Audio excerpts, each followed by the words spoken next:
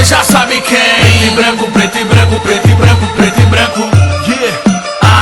Cê já sabe quem. Preto e branco, preto e branco, preto e branco, preto e branco. Cê já sabe quem. Enche o estádio inteiro e não tem pra ninguém. Mão pra cima. Foda-se o mundo, eu sou Corinthians. Foda-se os bambis, os peixes, os porcos. Preto e branco, preto e branco, preto e branco, preto e branco. Foda-se os bambis, os peixes, os porcos. Preto e branco, preto e branco, preto e branco, preto e branco. Sou preto, sou branco. Camisa do Corinthians é outra fita, é meu manto. Foda-se as pesquisas, é a maior do Brasil.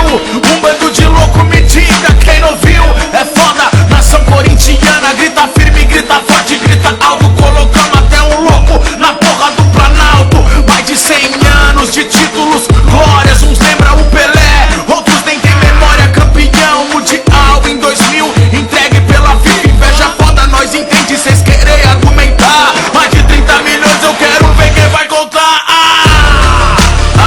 Cê já sabe quem. Enche o estádio inteiro e não tem pra ninguém. Mão pra cima. Foda-se o mundo, eu sou Corinthians. Foda-se os bambis, os peixes, os porcos. Preto e branco, preto e branco, preto e branco, preto e branco. Foda-se os bambis, os peixes, os porcos. Preto e branco, preto e branco, preto e branco, preto e branco.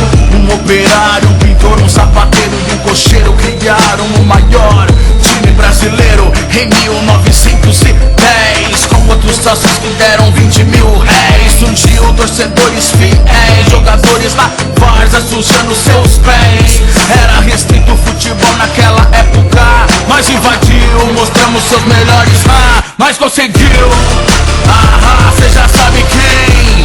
Enche o estádio inteiro e não tem pra ninguém. Mão pra cima.